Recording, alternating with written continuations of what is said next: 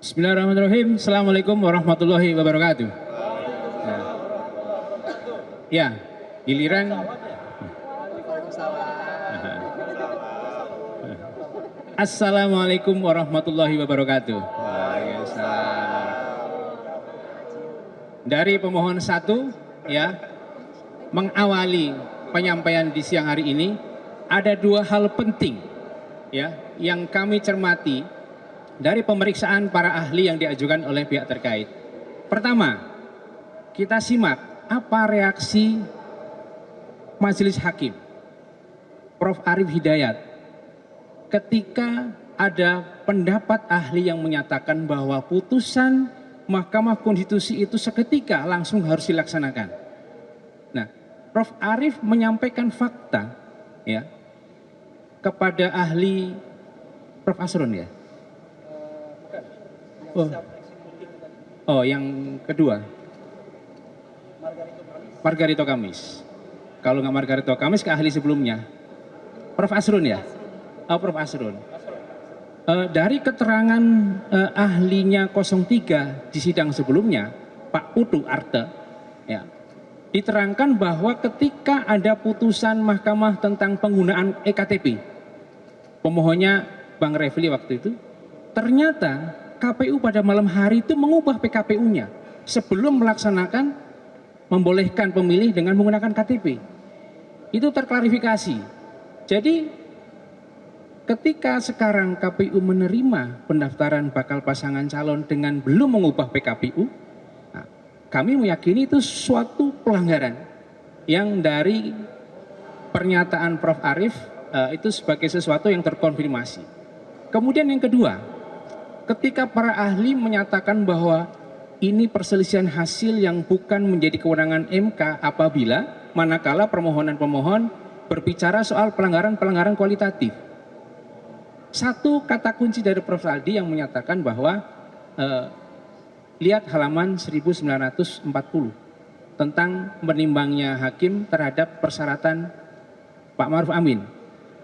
Kualitatif atau bukan? Dijawab tadi oleh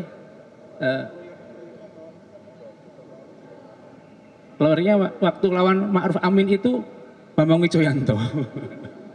MK menyatakan itu ditimbang oleh mahkamah dan dinyatakan tidak terbukti. Kualitatif atau bukan? Ahli tadi menyatakan kualitatif. Dua hal itu yang membuat kami yakin bahwa MK berwenang. Selanjutnya pendalaman penyampaian berikutnya akan disampaikan oleh Bang Refli sama Mas Bambang Wijoyanto. Mas Bambang terakhir, ya. Tadi disinggung-singgung namanya soalnya. Sama Oce Kaligis dan sama Yusril Iza Mahendra. Sayang dia nggak dengar, tapi kalau saya dengar, ya. Tapi nanti dia jawab sendiri. Jadi Assalamualaikum warahmatullahi wabarakatuh. Jadi kawan-kawan semua, hari ini saya bahagia lagi, ya. Disodorkan oleh paslon 02, 6 ahli rontok semua. Terutama ahli 1, ahli 2, ahli 3, ahli 4. Dan ahli 5 juga sebenarnya. Karena semua ahli ini mendalilkan bahwa MK itu hanya hitung-hitungan. Kan begitu, ya? Ahli Asrun begitu bilangnya. Kemudian ahli Khair Ramadan juga bilang begitu. Ahli siapa lagi? Margarito Kamis, walaupun hari Kamis tetap bilang begitu. Kemudian ahli Amiduddin Ilmar ngomong begitu, dan Edi Hiari to some extent ngomong begitu juga dalam perspektif pidana. Yang terakhir memang tidak bicara begitu karena dia pemerintahan, ahli administrasi. Apa yang bisa teman-teman lihat? Itu udah tertolak oleh pernyataan Hakim MK sendiri di persidangan, ya. Prof. Saldi mengatakan, coba lihat itu kualitatif atau kuantitatif? Kualitatif. Selesai sudah. Yang kedua adalah, ternyata selama ini dalam sengketa Pilpres, MK itu tidak pernah mengabaikan yang kualitatif. Tidak pernah. Baik pada putusan pertama 2004 maupun putusan terakhir 2019. Soalnya belum meyakinkan untuk dimenangkan. Jadi pada 2004 hal kualitatif itu sudah dijawab oleh MK.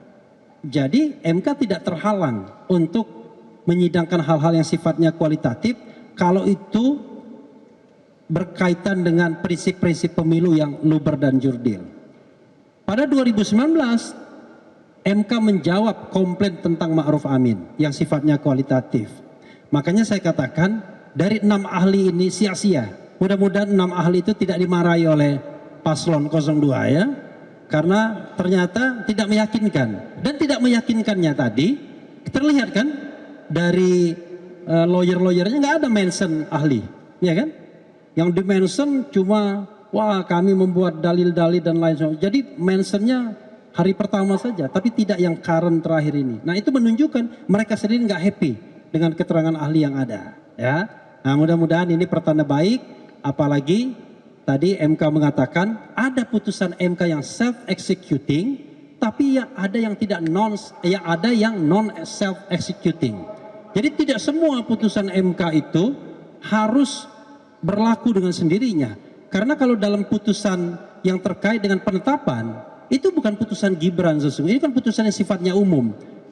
Dan KPU sudah berusaha untuk mengubah peraturannya dengan cara menyelundupkan ke Dirjen Perundang-undangan, tapi ditolak sama Dirjen ketika diungkapkan oleh saksi kita. Karena itu mudah-mudahan perkembangan terakhir ini makin menguatkan kita dan MK kembali ke hitonya sebagai the guardian of the constitution, pengawal konstitusi. Amin. Wassalamualaikum warahmatullahi wabarakatuh. Terima kasih Heru.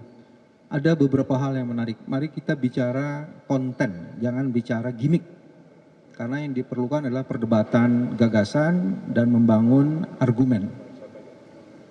Dari seluruh saksi yang dihadirkan oleh 02 pada hari ini, cari seorang ahli yang dihadirkan 02 atau pihak terkait pada hari ini, tidak ada satupun ahli yang mengcounter ahli kami yang berkaitan dengan bantuan sosial. Karena ahli yang ditampilkannya sama sekali tidak ada. Nggak ada. Ahli kami 3 orang itu mengkonfirmasi bahwa bantuan sosial itu mempunyai dampak besar terhadap elektoral. Ada 3 untuk menjelaskan sekaligus refreshing.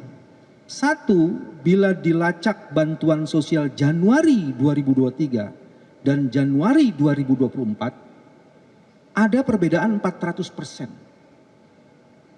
Bantuan sosial Januari cuma 3 triliun, sementara bantuan Januari 2024 itu hampir 12 triliun lebih.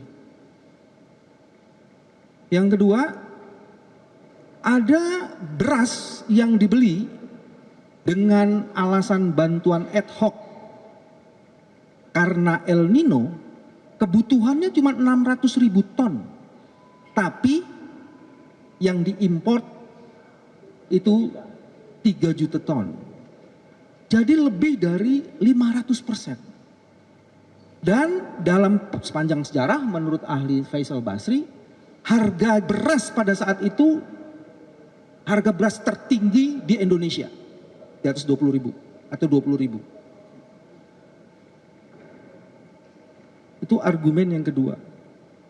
Argumen yang ketiga yang juga tidak bisa dikonter sampai hari ini, kunjungan Pak Jokowi ke beberapa tempat terkonfirmasi berkaitan dengan bansos dan konsolidasi pejabat daerah. Nah mari saya memberi konteks karena tadi ada yang diplesetkan atau disesatkan soal kunjungan, soal pejabat daerah. Ini bagian yang kedua. Di Aceh benar banyak penjabat, tapi metode Pak Gubernur di sana atau penjabat kepala di sana itu dia mengintegrasikan muspida setempat. Jadi tidak satu-satu tuh. Ini yang saya dengar ya. Berdasarkan beberapa informasi kok agak aneh di Aceh itu. Dan ternyata menggerakkan penjabat-penjabat di daerah itu tidak berhasil. Itu sebabnya penjabat gubernurnya dipecat.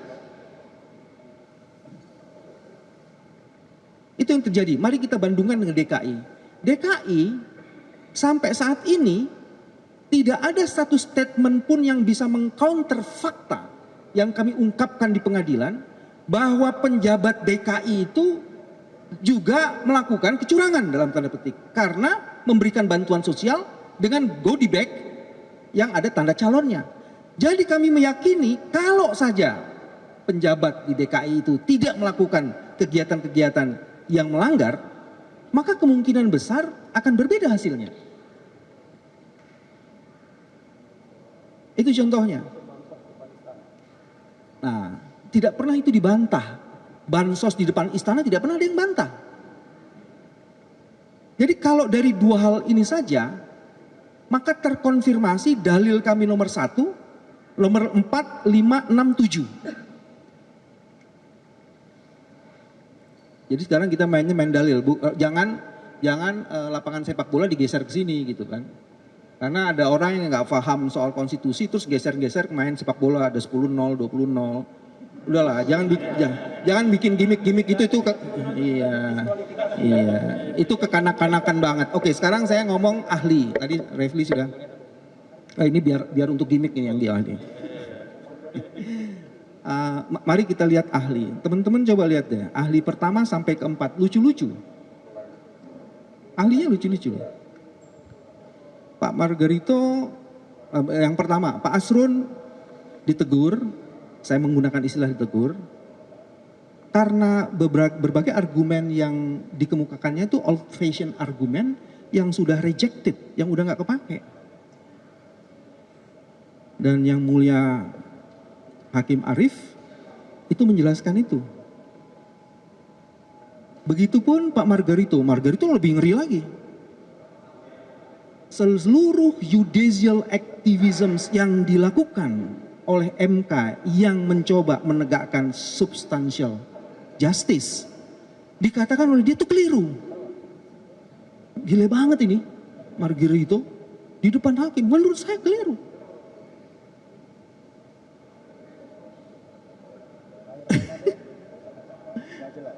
Khair Ramadan itu juga seperti itu. Dia banyak mengutip macam-macam, terus kemudian di-challenge oleh yang mulia Hakim Asrul Sani, berantakan juga. Jadi kalau saya lihat tadi gestur hakim, jarang sekali hakim bertanya dan mereka mempertanyakan seluruh argumen dari 4 ahli awal itu, dan semuanya tuh kemudian udah baca belum sih putusan Mahkamah Konstitusi. Jadi terima kasih 02, Anda telah memberikan saksi-saksi yang menguntungkan kami, dahsyat luar biasa. Terima kasih, luar biasa. Nah, yang menarik adalah saksi yang terakhir serta ahli, maaf. Memang pantasnya saksi bukan ahli sih. Ahli yang terakhir ya. Yang terakhir itu berarti sebelum break. Beliau tidak bisa membantah sebenarnya politik kekuasaan patron klien yang bekerja dalam sistem politik kita. Yang dijawab itu hanya persoalan hukumnya. Kalau kekuasaan seperti sekarang ini, yang sebagian orang menyebutnya kerajaan, maka titah itu menjadi hukum. Dan itu tidak berhasil dijelaskan. Dan ketika ditelisik dengan putusan-putusan nomor 67, nomor 50, nomor 15 tentang MK, dan kita membandingkan bahwa peraturan pelaksana itu harus menginduk pada tata cara pembuatan undang-undang, dia juga tidak bisa jawab, dia bilang itu bukan kompetensi kami. Yes, pengisian penjabat juga bermasalah. Jadi menurut kami hari ini, alhamdulillah 4 ahli yang diajukan menarik bagi kami. Saya nggak mau sebutnya terlalu lucu, cuman ya sudah kayak begitu. Tapi kami terhibur benar karena banyak pernyataan-pernyataan yang sebenarnya menguntungkan dan mengkonfirmasi dalil. Dan ini dikonfirmasi lagi, tadi siaran pers awal atau press conference awal menyentuh ahli nggak? Nggak ada kan? Nggak ada. Karena saya lihat gestur mukanya sendiri bersungut-sungut itu. Sementara coba lihat teman-teman nih, gesturnya para hakim itu juga ngelihat, saling berbisik-bisik ngelihat, terus ketawa-ketawa, ada yang geleng-geleng kepala. Kalau saya geleng-gelengnya dari tadi tuh, ini gila nih. Keren banget nih, keren. Keren bagi kepentingan kita. Saya mau berhenti sampai situ. Terus yang lainnya adalah, saya nggak tahu, saya mengambil sikap untuk menegakkan integritas, sehingga saya menyerahkan pada teman-teman terhadap kesaksian sahabat saya sebenarnya, Profesor Edi. Saya tidak mau berdebat terlalu dalam, tapi saya tahu justru bukan Edi yang marah-marah, penjaganya Edi yang marah-marah. Ada OC Kaligis lah, ada Yusril lah, ada macam-macam. Saya bilang ya itulah agak kekanak-kanakan, tapi ya sudah, orang tua yang kekanak-kanakan banyak. Boleh tua tapi belum dewasa ya, kayak gitu contohnya. Saya mau berhenti sampai situ. Terima kasih. Assalamualaikum warahmatullahi wabarakatuh. Waalaikumsalam. Jadi standing kami tadi nggak bertanya kepada Prof. Edi karena toleransi dengan Pak Bambang yang keberatan. Dan yang penting karena ternyata kehadirannya belum ada izin. Jadi secara formal masih belum sah. Nanti kalau ketika kami menanyakan hal yang belum sah standingnya di soal mengakui gitu ya. Kalau ada pertanyaan silakan, kalau cukup ya. Baik ya, terima kasih. Assalamualaikum warahmatullahi wabarakatuh. Jelajahi cara baru mendapatkan informasi. Download Metro TV Extend sekarang.